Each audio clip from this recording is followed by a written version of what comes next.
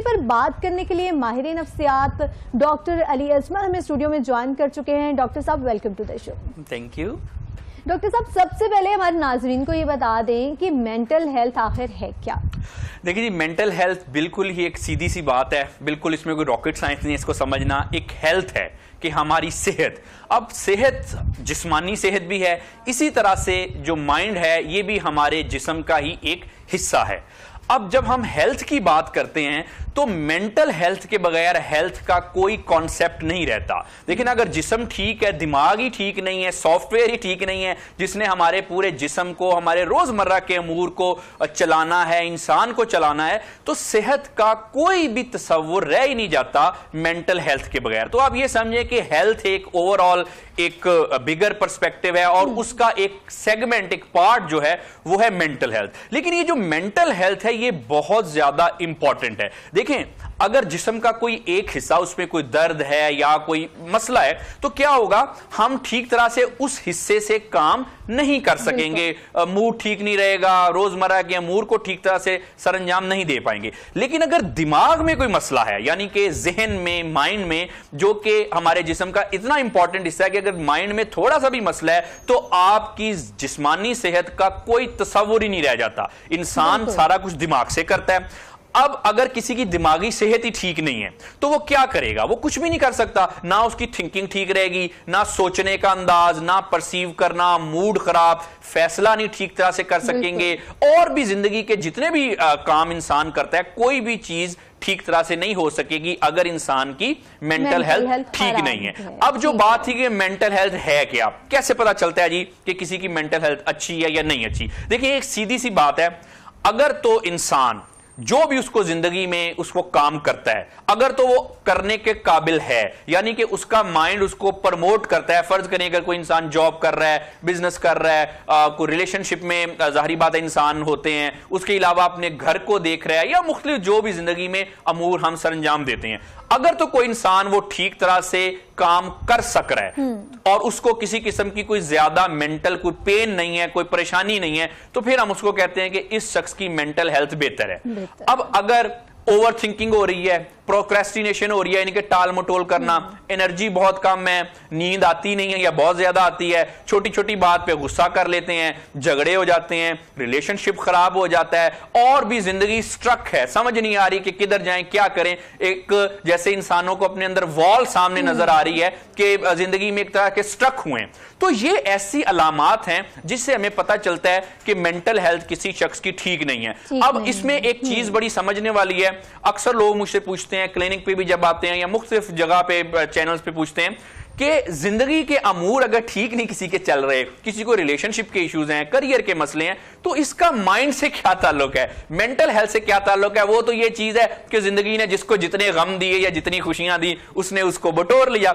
अब जहन का क्या काम है और मेंटल हेल्थ का क्या इसमें कॉन्सेप्ट है? देखिए, एक चीज हमने समझनी है कि दुनिया के हर एक इंसान को अल्लाह ताला ने इतनी सलाहियतें जरूर दी होती हैं कि वो जो भी काम करना चाहे, जो भी उसके जिंदगी के अमूर हैं, वो उसको कर सकता है। यानी कि अगर किसी को करियर की स्ट्रेस है, जॉब की स्ट्रेस है, बिजनेस की स्ट्रेस है, या कोई रिलेशनशिप खराब है, या उसने कोई पैसे कमाने हैं, जॉब में आगे जाना है, कुछ भी करना है, अपनी फैमिली को लेकर चलना है, कुछ भी करना है उसने, तो हर इंसान में इतनी सलाहियतें जरूर होती हैं कि वो अपनी जिंदगी को बेहतर तरीके से गुजार ले। अच्छा, अब इसमें मेंटल हेल्थ का क्या कॉन्सेप्ट है?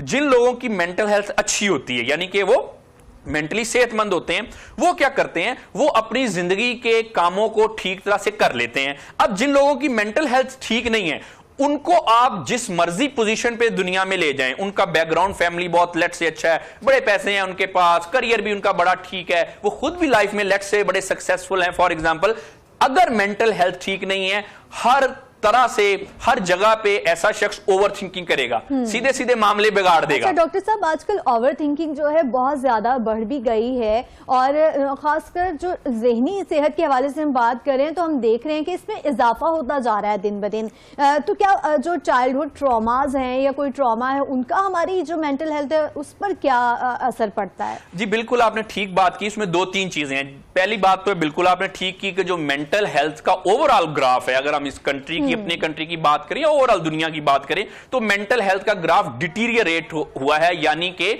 लोगों में ज़हनी व नफ्सियाती मसले बढ़ रहे हैं। एक तो वो लोग हो गए जिनको बाकायदा तौर पे डिसऑर्डर है, यानी कि बीमारी है। उसके अलावा बहुत सारे ऐसे लोग हैं कि जिनको कोई डिसऑर्डर नहीं है, अभी तक कोई बीमार नहीं हुए, लेकिन मेंटल हेल्थ, ज़हनी सेहत इतनी अच्छी नहीं है कि वो अपने रोजमर्रा के काम कर सकें। अच्छा, एक तो ये बात है। दूसरा इसमें यह है जो बिल्कुल आपने बात की कि ज़हनी सेहत खराब होती क्यों है, ये एक बहुत इंपॉर्टेंट चीज है। देखिए, इसमें सिर्फ चाइल्डहुड ट्रॉमास भी एक बड़ा रोल प्ले करते हैं कि एक शख्स को अगर बचपन में बुली किया जाता रहा हो, उसके अलावा टॉक्सिक इन्वायरमेंट में रहा हो, कोई शख्स उसको मुख्तलिफ किस्म के ट्रॉमास मिले हो, और डिग्रेड भी किया जा रहा है आमतौर पे, जो एबिलिटीज होती हैं बच्चों की वो हाइड हो जाती है और फिर उनकी मेंटल हेल्थ बहुत खराब हो रही होती है। एनवायरमेंट कितना ज्यादा असरअंदाज जी बिल्कुल, एनवायरमेंट देखें, एक चीज हमने समझनी है कि ये जो 2-4 से दीवाने नजर आते हैं ये सब अफसाने से नजर आते हैं। बात यह है कि किसी की भी कोई डिप्रेशन है या कोई भी मसला मेंटल हेल्थ में, तो उसमें या तो कुछ जेनेटिक फैक्टर होते हैं, लेकिन प्राइमरीली उसमें हालातों वाकयात ही होते हैं कि जिंदगी ने किसी को क्या दिया, फिर उसने उसमें कैसे रिएक्ट किया। देखिए, जिंदगी है तो मसले तो आएंगे। अब चाइल्डहुड ट्रॉमा किस शख्स को नहीं होते, आमतौर पे मोर और लेस थोड़े बहुत लोगों में पाए जाते हैं, चाहे आप किसी भी सोशियो इकोनॉमिक स्टेटस से बिलोंग करते हैं। अब इन्वायरमेंट, फिर चाइल्डहुड ट्रॉमास, फिर आप क्या सोचते हैं, किसी दी हुई प्रॉब्लम को आप किस तरह से रिएक्ट करते हैं। हमारा अमल दखल बहुत होता है अपनी ज़हनी सेहत को खराब करने में। और ये जो जितने ज्यादा जो ट्रॉमास आमतौर पे मिलते हैं वो ज्यादातर देखा गया है या तो पेरेंटिंग की वजह से मिलते हैं या अपने जानने वालों से। वो कहते हैं ना, अपने ही गिराते हैं नशे मन पे बिजलियां। तो चाहे बचपन की बात हो या बाद में बड़े हो गए, कोई आजकल नौजवानों के रिलेशनशिप के बड़े मसाइल चल रहे हैं, तो ये जो चीजें पाइल अप होती रहती हैं, एक मसला आया, दूसरा आया, स्ट्रेसेस आई मुख्तलिफ किस्म की, कोई करियर की स्ट्रेस आ गई, कोई घर की स्ट्रेस आ गई, कुछ काम ऐसे हो गए पास में मुझसे कि उसकी स्ट्रेसेस आ गई। अब ये सारी की सारी जो चीजें मिलके वो एक पूरा हमारा एक मेंटल प्रोफाइल बनाती हैं, यानी कि हमारा एक ज़हनी सेहत का एक म्यार बनाती है। उससे क्या होता है, उससे फिर हमें पता चलता है कि किस वजह से किस शख्स की जो ज़हनी सेहत है वो खराब है। अच्छा, इसमें एक चीज है, आप जैसे बता रहे हैं कि ये तमाम एनवायरनमेंट भी हो गया, सारी चीजें हो गई, सोशल मीडिया कितना हमारी जो मेंटल हेल्थ है उस पर असरअंदाज हो रहा है, क्योंकि हम देख रहे हैं कि हमारी रूटीन यही हो गई है कि हम अपना जो ज्यादातर टाइम है वो सोशल मीडिया पर स्पेंड कर रहे हैं, वहां से हम बहुत सारी चीजें सीख भी रहे हैं और इसके अलावा उसके हमारे दिमाग पर कितने मनफी असरात। देखिए, इसमें ना जी कुछ लोग जमाने में ऐसे भी तो होते हैं, महफिल में हंसते हैं, तन्हाई में रोते हैं। अब बात यह है कि जो सोशल मीडिया पे आप देखें कि जो लोग सोशल मीडिया पे ज्यादा एक्टिव होते हैं, बहुत ज्यादा उनके लेट्स से फ्रेंड्स हैं और बड़े एक्टिव हैं, ऐसे ही पोस्ट करते जा रहे हैं, रियल लाइफ में ज्यादातर देखा है कि वो लोनली होते हैं। रियल लाइफ में उनके पास कोई इतनी सोशल सपोर्ट नहीं होती, कोई इतने उनका फ्रेंड सर्कल नहीं होता, कोई सोशल सर्कल इतना अच्छा नहीं होता। अब क्योंकि वो सोशल मीडिया पे ज्यादा टाइम गुजारते हैं, अब ये ना डबल एज वेपन है। एक तो रियल लाइफ से थोड़ा सा दूर हो गए, रियल लाइफ में कोई भी ज्यादा सोशल सर्कल नहीं है, जिसकी वजह से कोई भी सपोर्ट नहीं है, उसने मसला पैदा किया मेंटल हेल्थ में। फिर दूसरा यह है कि सोशल मीडिया पे एक्सेसिवली टाइम गुजारना और रियल लाइफ में ना इतना इन्वॉल्व होना, इससे भी हमारी ज़हनी सेहत अच्छी खासी खराब होती है। और फिर देखें, दूसरी बात यह है कि सोशल मीडिया पे आमतौर पे बहुत सारे लोगों ने अपने पर्सनल एक्सपीरियंसेस मेरे साथ शेयर किए हैं कि जी फलां की लाइफ बड़ी ठीक ठाक चल रही है, उसका सोशल मीडिया प्रोफाइल देख के।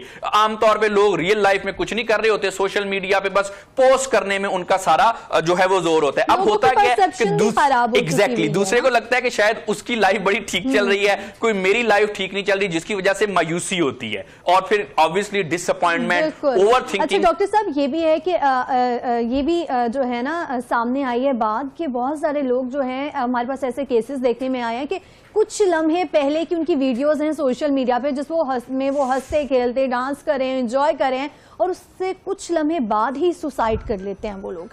लाइक लोग समझ रहे हैं कि उनकी लाइफ इतनी अच्छी है, इतना सब कुछ है, लेकिन बाज़ औक़ात चीज़ों की भी मैटर नहीं कर रही होती। आपकी मेंटल हेल्थ बहुत ज़्यादा ज़रूरी है। लोगों जो है एक फैंटेसी वर्ल्ड में आ गए हैं सोशल मीडिया में कि वो अच्छा, उनके पास अगर लड़कियां हैं तो देख रहे हैं कि अच्छा इतना ज़्यादा मेकअप कलेक्शन है, रील्स में देख रही होती हैं इसके पास कितनी अच्छी लाइफ है ना, सब कुछ है इसके पास, ये कितनी हैप्पी है, मैं हैप्पी नहीं हूँ, या मेरे पास ये चीजें नहीं है, ये चीज भी हमारी जो ज़हनी सेहत है उस पर दबाव डालती है। जी बिल्कुल। सबसे पहले तो इसमें एक चीज हमने समझनी है कि जो दिखावे की जिंदगी है वो आम तौर पे उसका आपको कोई फायदा नहीं होता। वक्ती तौर पे आपको डोपामिन मिल जाता है दिखावा करके और लोग आपकी तरफ थोड़े अट्रैक्ट हो जाते हैं, लेकिन दिखावे की जिंदगी जो लॉन्गर रन है, देर पा जो है, वो आपकी ज़हनी सेहत के लिए इतनी अच्छी नहीं है। अब जहां तक दूसरी आपने बात की वो सुसाइड के मसले की, देखें ये एक ना टेक्निकल इशू है। आम तौर पे ये जरूरी नहीं है कि जो शख्स बाहर हंसता खेलता मुस्कुराता नजर आ रहा है वो बिल्कुल ठीक है। जैसे आपने बड़ी अच्छी एग्जांपल दी कि कुछ देर पहले सोशल मीडिया पे पोस्ट की, बहुत ठीक ठाक था, कोई शख्स बड़ा खुश लग रहा था, लेकिन थोड़ी देर बाद ही पता चला या नेक्स्ट डे या कुछ देर बाद के उसने सुसाइड कर ली। तो इसमें एक सबक है सीखने के लिए कि जो हर चमकती चीज सोना नहीं होती, हर हंसता मुस्कुराता हुआ शख्स जो है, जो आपको सोशल मीडिया पे नजर आ रहा है, वो जरूरी नहीं है कि अंदर से भी खुश हो। अब ना सुसाइड के जो पैटर्न है वो बड़े ना प्रिडिक्टेबल हैं। कोई भी शख्स करने से पहले आमतौर पर, चाहिए मैं आपको बताऊं, रिसर्च ये भी बताती है कि कुछ लोग जरूरत से ज्यादा खुश दिखाई दे रहे होते हैं कुछ दिन सुसाइड करने से पहले, जब वो डिसाइड कर चुके होते हैं कि अब हमने करना है। तो उसके अलावा रिश्तेदारों से मिलना जुलना शुरू कर देंगे, या तो सैड रहना शुरू कर देंगे या बिल्कुल खुश रहना शुरू कर देंगे। खुश इसलिए रहते हैं कि जो आपने केस सिनेरियो की बात की, वो फैसला कर चुके होते हैं कि अब हमने करना ही करना है। तो इस वजह से ना ये पैटर्न बड़े प्रिडिक्टेबल होते हैं। और फिर जहां तक सुसाइड की बात है, देखें कोई भी नॉर्मल शख्स सुसाइड नहीं करता। जिंदगी में किसी को जितने मर्जी मसले हों,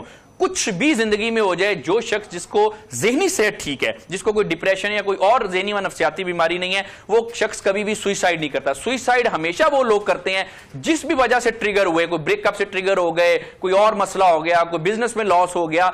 सुसाइड हमेशा वो लोग करते हैं जिनकी पहले मेंटल हेल्थ खराब होती है। इसी वजह से सारी दुनिया में और अब तो पाकिस्तान में भी जब भी कोई शख्स सुसाइड अटेम्प्ट करता है और बच जाता है, उसकी एक अटॉप्सी की जाती है, उसको हम साइकोलॉजिकल अटॉप्सी कहते हैं, कि फैक्टर देखे जाते हैं कि इस शख्स ने सुसाइड क्यों की। और जितनों ने भी सुसाइड अटेम्प्ट की आज तक, जो मेरे एक्सपीरियंस में आया है, जितने केसेस को मैंने डील किया है, कोई ऐसा शख्स नहीं था जिसको ज़हनी व नफ्सियाती मसला ना हो। तो एक बात समझे कि सुसाइड जो है, जो खुद कशी है, ये खुद की खुशी से कभी नहीं होती। इसमें बहरहाल कोई ना कोई ज़हनी व नफ्सियाती मसले इन्वॉल्व होते हैं। और इसी से अगर एक और चीज रिलेट करें कि और भी मसले, कुछ एडिक्शन है लोगों में, जैसे सुसाइड तो बहुत बड़ा इशू है ना, फिर कुछ एडिक्शन है, फिर कुछ मेल अडेप्टिव बिहेवियर के पैटर्न्स हैं, कुछ झगड़े वगड़े, कोई कंडक्ट का मसला है, कोई बिहेवियरल इश्यूज अगर लोगों में है, अच्छा वो भी ज़हनी व नफ्सियाती मसाइल की वजह से होता है। सुसाइड का मसला हो या कोई भी मसला हो, जिंदगी है तो टेंशंस आपको आएंगी। जिंदगी का दूसरा नाम ही फ्रस्ट्रेशन है। आपने इसमें से सेल करना है, आगे बढ़ना है कि कोई बात नहीं, मसले आ जाते हैं, आ भी गए तो बाय द वे मसले आना भी अच्छी बात है, हमें ताकतवर बनाते हैं। जिंदगी में अगर मसले नहीं होंगे तो आप वीक रह जाएंगे। अब इन मसलों से हमने स्ट्रांग होके उबरना है, ना कि हमने कोई मेल अडेप्टिव पैटर्न, कोई एडिक्शन में, कोई बुरे बिहेवियर में, या कोई खुदा ना खासा सुसाइड की तरफ जाना है। ये हमेशा इसके पीछे कोई ना कोई ज़हनी व नफ्सियाती मसाइल होते हैं। एक सेहतमंद जो जहन का इंसान है, उसके साथ जिंदगी में कुछ भी हो जाए, वो थोड़ा सा परेशान होगा, फ्रस्ट्रेट होगा, वो जिंदगी के मसाइल को हल करेगा, आगे बढ़ेगा। वो कहते हैं ना, जिनके हौसले कम हो तेरा साथ क्या देंगे, जिंदगी इधर तो आ हम तुझे गुजारेंगे। तो ये एक हेल्दी माइंडसेट की निशानी है। डॉक्टर साहब ये भी है कि हमारे दीन ने भी फिर हमें सब्र करना सिखाया है। अगर हम अपनी इस्लामी रवायात को फॉलो करें, और कुरान पाक में बार बार हमें सब्र की तलकीन की गई है। अगर हम अल्लाह पर भरोसा रखें इन मामलात में, तो हम कहीं ना कहीं अपनी, हमारी जो मेंटल हेल्थ है वो उतनी ज़्यादा ख़राब नहीं होगी जब हमारा अल्लाह पर तवक्कुल जो है वो मजबूत होगा। इसके अलावा हम ये तो बात करें कि मेंटल हेल्थ ये मसाइल है, इससे होती है, इसको हम कम किस तरह से कर सकते हैं? एक इंसान को अगर ये बात पता चल जाए कि वो इससे, अवल तो पहले आपको रियलाइज ही नहीं हो पा रहा होता कि आप इस सिचुएशन में हैं या आपकी मेंटल हेल्थ खराब हो रही है, अगर एक इंसान को पहले आइडिया किस तरह से होगा और उसके बाद वो अपनी मेंटल हेल्थ बेहतर किस तरह से बना सकता है? अच्छा, इसमें ना बिल्कुल हिरा आपने बिल्कुल ठीक कहा। अनफॉर्चुनेटली ये है कि आजकल की जो हमारी जनरेशन है, दौर ही ऐसा आ गया है कि दीन से दूर है। बिल्कुल दीन से जो कुर्बत है, अल्लाह ताला से जो हमारे मामलात हैं, अगर वो ठीक हो तो बहुत हद तक हमारे मसले हल हो जाते हैं, है ना। अल्लाह बिज़िक्रिल्लाहि तत्मइन्नुल कुलूब, अल्लाह ताला कुरान में फरमाता है कि बेशक अल्लाह के जिक्र में ही दिलों को इत्मीनान हासिल है। आप अल्लाह का जिक्र करते हैं, आपके दिल को इत्मीनान आता है, तो बहुत सारी मसले इससे हल होते हैं। उसके बाद फिर जैसे ना हमें कोई मसले आ गए तो हमने अपने खुदा से दुआ की, अद्दुआ रद्दुल क़दा, दुआ तकदीर बदल देती है। अच्छा, वो दुआ कबूल होनी है या कब होनी है वो तो अल्लाह की मर्जी है, लेकिन दुआ करके इंसान सेटिस्फाई हो जाता है कि अब कोई ऐसी हस्ती है, मैंने ऐसी हस्ती को एक अर्जी लगा दी है, एक एप्लीकेशन दे दी है कि मेरे ये मसले हैं, आप हल कर सकते हैं, इसको हल कर दें। इंसान के बड़े सारे मसले हल हो जाते हैं। यहां तक तो आपकी बात बिल्कुल ठीक है। अच्छा ना, लेकिन इसमें एक चीज समझनी है कि लेकिन अगर किसी शख्स को कोई ज़हनी व नफ्सियाती मसला हो गया, कोई डिप्रेशन हो गया, कोई मेजर डिप्रेशन हो गया या कुछ और मसले हो गए, तो फिर उसका इलाज होगा सिर्फ और सिर्फ हम जो है इबादत से उसका हल नहीं होगा। जैसे इसमें आसान सी चीज है कि अगर किसी को लेट से कि दिल की किसी की वो नालियां बंद हो गई तो जाहिर बात है या उसका बाईपास होगा या जो भी प्रोसीजर है वो होगा। सिर्फ और सिर्फ हमें जो है वो नमाजों से या दूसरी चीजों से चीजें ठीक नहीं होगी। जब हो जाए नमाज भी पढ़ें, आप अल्लाह का जिक्र भी करें, अल्लाह से अपनी कुर्बत भी बनाएं, अल्लाह से माफी मांगे, अल्लाह की खुशनुदी के हासिल करने के लिए काम करें, लेकिन साथ साथ डॉक्टर के पास भी जाएं। अगर डिप्रेशन हो गया तो हमारे नफ्सियात डॉक्टर के पास भी जाएं। अच्छा, अब इसमें दूसरी बात जो आपने पूछी कि जी ये क्यों पता कैसे चलता है और लोग इसको रियलाइज क्यों नहीं करते और कैसे रियलाइज करना चाहिए। देखें, सबसे पहले तो बात यह है कि सबसे बड़ा जो इशू है जो आमतौर पे हमारी कंट्री या थर्ड वर्ल्ड कंट्रीज में पाया जाता है वो है स्टिग्मा, कि लोगों ने मेंटल हेल्थ के साथ एक गलत चीजें एसोसिएट की हैं। लोगों को यह लगता है कि शायद मेंटल हेल्थ वही चीज है या जहनी बीमारी वही है कि जी बिखरे हैं जुल्फें और बिखरे हैं बाल, तुमने बनाया है कि अपना ये हाल। तो ये सिर्फ एक दो मामला तो सीवियर केसेस में, कुछ स्किज़ोफ्रेनिया वगैरह में या बाइपोलर डिसऑर्डर के सीवियर केसेस में तो ऐसा हो सकता है, लेकिन ज्यादातर जो ज़हनी व नफ्सियाती मसले हैं वो बिल्कुल नॉर्मल हैं। आप लोगों को साथ बैठों को पता भी नहीं चलता कि इस शख्स को कोई मसला है, वो चुपचाप सफर करता है साइलेंस में। ओवर थिंकिंग है, किसी को बता नहीं पा रहा, शेयर नहीं कर पा रहा, दुख शेयर नहीं कर पा रहा, रो नहीं पा रहा कोई शख्स, सो नहीं पा रहा कोई शख्स, काम पे फोकस नहीं कर पा रहा। ज्यादातर जो ज़हनी व नफ्सियाती मसले हैं उनकी अलामात ये हैं। साथ वाले बंदे को पता नहीं होता, जैसे भी आपने केस सिनेरियो बताया, अच्छा खासा सोशल मीडिया पे अपलोड किया, कल सुसाइड कर ली, ज़हनी व नफ्सियाती मसला इतना बड़ा था कि सुसाइड कर ली, लेकिन साथ वाले को पता भी नहीं। तो बहुत सारे जो ज़हनी व नफ्सियाती मसले होते हैं उनका लोगों को पता नहीं चलता और इनका कंडक्ट ऐसा ही होता है जैसे कि नॉर्मल आपका और मेरा साथ वाले बंदे को पता भी नहीं चलता। तो स्टिग्मा, इससे हमने निकलना है। यही जो मेंटल हेल्थ अवेयरनेस है, यही इसकी बुनियाद है जो आज हम वर्ल्ड डे सेलिब्रेट कर रहे हैं कि स्टिग्मा, इसमें कोई बुरी बात नहीं है। इंसान को बुखार जुकाम खांसी हो जाती है, ये कोई गुनाहगार होने की अलामत नहीं है, ये कोई कमजोरी की अलामत नहीं है किसी को जुकाम बुखार हो गया। इसी तरह से अगर आपको डिप्रेशन फर्ज करें हो गया, ये कोई कमजोरी की निशानी नहीं है, कोई गुनाहगार नहीं है। आपको कोई मसला नहीं है, ये जस्ट इंसानों की बीमारी थी। बुखार जुकाम हो गया, डॉक्टर के पास गए, मेडिसिन खाई, ठीक हो गया, डिप्रेशन हो गया तो ठीक हो गया, इसमें मसला नहीं है। अच्छा, एक तो ये स्टिग्मा मसला है। दूसरा फिर ये बात है कि अवेयरनेस जाहिर बात नहीं है, लोग इसको लेते नहीं है क्योंकि लोगों को पता नहीं है। जो मैंने ये इंडिकेटर्स बताए, अगर आप काम पे फोकस नहीं कर पा रहे, आपका दिल नहीं लग रहा, आप खुश नहीं है, ज्यादा सोचते हैं, एनर्जी आपकी लो है, आराम भी कर लिया फिर भी तरोताजा आप नहीं हुए, काम में आप टालमटोल करते हैं, आपके झगड़े हो जाते हैं, रिलेशनशिप आपके खराब हैं, फैमिली के साथ आपके ताल्लुकात ठीक नहीं है, तो ये ज़हनी व नफ्सियाती अमराज और कंडीशन जो हैं, मुख्तलिफ किस्म की कैफियत, उनकी अलामात है। ये बहुत बड़ा अलमिया है कि अगर कोई किसी साइकोलॉजिस्ट के पास चला जाए तो उसके साथ ये लेबल लगा दिया जाता है कि ये तो पागल है।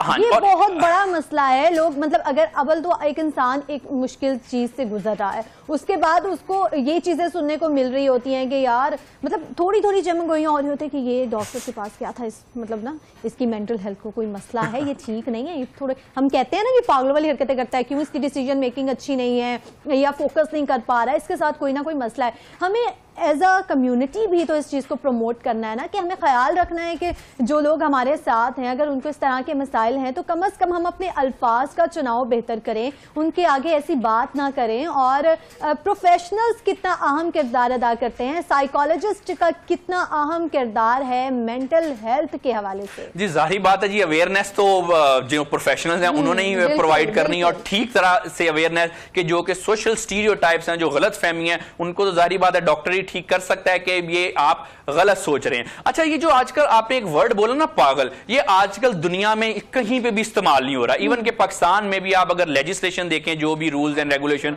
कवानीन बने हैं, उसमें भी ये वर्ड हमें कहीं पे भी नहीं मिलता, और सारी दुनिया ने तो इस वर्ड को बहुत पहले से छोड़ दिया है। लेकिन हमारी इखलाकी इक़दार थोड़ी गिरी हुई है। अगर हम देखें ना स्कूल में, स्कूल लेवल पे भी मैं ये भी पूछना चाहती कि हम अपने बच्चों को किस तरह से अवेयरनेस दे सकते हैं ताकि वो अपना ख्याल रखें। और जाहिर सी बात एग्जाम्स होते हैं, प्रेशराइज हो जाते हैं कि किस तरह से इस चीज़ को हम हैंडल करें। लेकिन बाकायदा ये जो बुलिंग हो रही होती है ना, ये बहुत चल रही है, और स्पेशली जो रैगिंग हो रही होती है कॉलेजेस में, यूनिवर्सिटीज़ में, उसमें ये इस तरह के अल्फाज और इससे कई ऊपर के अल्फाज इस्तेमाल किए जा रहे होते हैं। जैसे आपने कहा ना, वर्ल्ड में ये यूज़ नहीं हो रहा, लेकिन अगर हम पाकिस्तान में प्रैक्टिकली इस चीज़ों को देखें, हमारे स्कूल लेवल पर, हमारी यूनिवर्सिटी, हमारे कॉलेजेस में इस तरह के अल्फाज करते एक बच्चे को डिग्रेड किया जा रहा हो, तो इसकी डिसरिस्पेक्ट की जा रही होती है। जी, सिर्फ आप बच्चे को तो किया जा रहा होता है, वो तो चले फिर समझ में आता है कि दूसरे बच्चे हैं वो बुलिंग कर रहे हैं, लेकिन इस पे भी एक मैकेनिज्म होना चाहिए कि बुलिंग जो है वो एक प्रोहिबिटेड एक्ट है, और बहुत सारी जगहों पे दुनिया में कवानीन भी है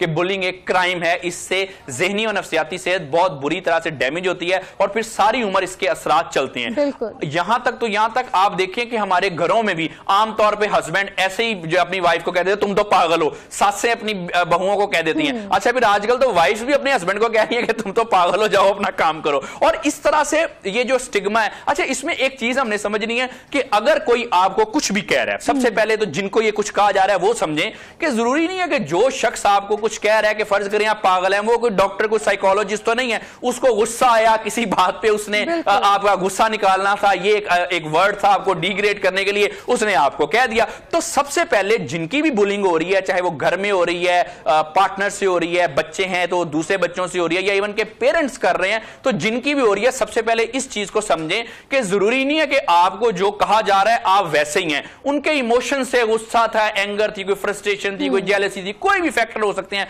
उन्होंने सारा जो जहर है, टॉक्सिटी, वो आप पे इंजेक्ट कर दी और आपको कुछ कह दिया। तो से नो। नो मींस के लोग आपको कुछ भी कहें, ऐसी बातें आपने इसको सर पे सवार नहीं करना, इसमें कोई हकीकत नहीं है। बहुत ज्यादा ओवर सेंसिटिव होते हैं, कोई भी बात होती है ऐसे ही कर दी जाए ना तो वो दिल पे ले लेते हैं, कहते हैं दिल पे ठा करके लगी है। वो बच्चे भी कुछ इस तरह के सेंसिटिव से होते हैं कि उनको अगर आप प्यार में भी इस तरह की कोई चीज कह देना तो दिल पे ले जाते होते हैं। तो इस चीज की भी अवेयरनेस होनी चाहिए कि ये जो अल्फाज हैं वो सिर्फ इस तरह से नहीं है, जरूरी नहीं है कि आपको पागल कह दिए तो आप पागल ही हैं। वो प्यार मोहब्बत में हो सकता है, जैसे आपने कहा फ्रस्ट्रेशन में हो सकता है, फ्रेंड से। अच्छा डॉक्टर साहब, जाते जाते जो है आज के दिन के हवाले से कोई मैसेज आप देना चाहें? जी, आज जैसे वर्ल्ड मेंटल हेल्थ डे है, इसका थीम ये है कि हमने अवेयरनेस जो है वो फैलानी है, स्टिग्मा जो है वो खत्म करना है। आज के दिन के हवाले से जो इस साल का थीम है वो mental health at work place है, कि काम की जगह पे जो मेंटल हेल्थ है वो कितनी इंपॉर्टेंट है। हर साल इसका जो थीम है वो चेंज होता रहता है। मैसेज सिर्फ यही है कि मेंटल हेल्थ आपकी बहुत इंपॉर्टेंट है, इसको अंडरस्टैंड करें। अगर आपने जिंदगी ठीक तरह से गुजारनी है तो मेंटल हेल्थ, अच्छी मेंटल हेल्थ, अच्छी ज़हनी सेहत के अलावा कोई गुजारा नहीं है। और मेंटल हेल्थ थोड़ा उसमें खराबी होना कोई बुरी बात नहीं है। आप कोई गुनाहगार नहीं है, आप कोई कमजोर लोग नहीं है। खांसी जुकाम बुखार हो जाता है, दवाई खाते हैं, हम ठीक हो जाता है। डिप्रेशन, एंजाइटी, स्ट्रेस या दूसरे मसले हो जाते हैं, इसको छुपाएंगे, ये चीजें बढ़ती जाएंगी और आपको पता भी नहीं चलेगा कि ये लाइफ में कैसे कैसे और कहां से आपको हिट करेंगी। और जब आप देखें ना, अगर कोई जिस्मानी बीमारी आई, अगर फौरन इसका इलाज हमने कर लिया तो बिल्कुल हम ठीक होकर अपनी जिंदगी गुजारते हैं, इससे पहले कि कोई मसला, कोई नासूर बन जाए। इसी तरह से ज़हनी सेहत का भी ये है कि अगर थोड़े बहुत मसले हैं, इनको रियलाइज करना है हमने, कोई बुरी बात नहीं है। आप जाएं, माहिर नफ्सियात से कंसल्ट करें, अपना ट्रीटमेंट कराएं और आप देखेंगे कि जैसे जैसे आपकी ज़हनी सेहत बेहतर होगी, जिंदगी बेहतर होना शुरू हो जाएगी। आप जिंदगी में खुश रहेंगे, आपकी एनर्जी बेहतर होगी, आप फोकस सही करेंगे। अच्छा, आप अपने प्यारों के लिए ठीक रहेंगे। अगर आपकी ज़हनी सेहत अच्छी है, आप बाप हैं, आप माँ हैं, आप बेटे हैं, आप अपने प्यारों का अच्छी तरह से ख्याल रख सकेंगे, उनके लिए अच्छी अर्निंग कर सकेंगे, उनके लिए जिंदगी में प्रोडक्टिव बन सकेंगे। अगर आपकी मेंटल हेल्थ ठीक है तो अपनी ज़हनी सेहत को रियलाइज करें, कोई बुरी बात नहीं है इसमें। उसके बाद हमने इसको बेहतर बनाना है। कोई भी शख्स अगर इसको बेहतर बनाना चाहता है, मसला अगर नहीं है, कोई बीमारी नहीं है, तो सबसे पहले आप ये करें, अपने लाइफस्टाइल चेंजेस करें, खुश रहा करें, वर्कआउट करें, अपनी सोशल लाइफ को इंप्रूव करें, अच्छा खाना खाएं, सोया करें, सोशल लाइफ अपनी इंप्रूव करें, अपनी ओवर थिंकिंग से निकलें, चीजों को दिमाग में ज्यादा देर खड़े ना होने दें। पानी जब भी खड़ा होता है तो उसमें स्मेल आनी शुरू हो जाती है। इस तरह से सोच को ज्यादा खड़ा ना होने दें, रिजॉल्व कर लिया करें। अगर आपके मसले रिजॉल्व नहीं होते तो फौरी तौर पर किसी माहिर नफ्सियात से कंसल्ट करें। लेकिन अगर कोई मसले ज्यादा बढ़ गए हैं, ये बीमारी की हद तक बढ़ गए हैं, तब भी कोई मसला नहीं है। आजकल बहुत अच्छी अच्छी मेडिसिन और टेक्निक्स आ गई हैं, फौरी तौर पर किसी माहिर नफ्सियात से रुजू करें, अपने बीमारी का इलाज करवाएं, मसले को हल करें और अपनी जिंदगी को एंजॉय करें। जिंदगी को एंजॉय करें। माहिर नफ्सियात डॉक्टर अली अजमल हमारे साथ मौजूद थे। डॉक्टर साहब बहुत शुक्रिया आपके वक्त का। ना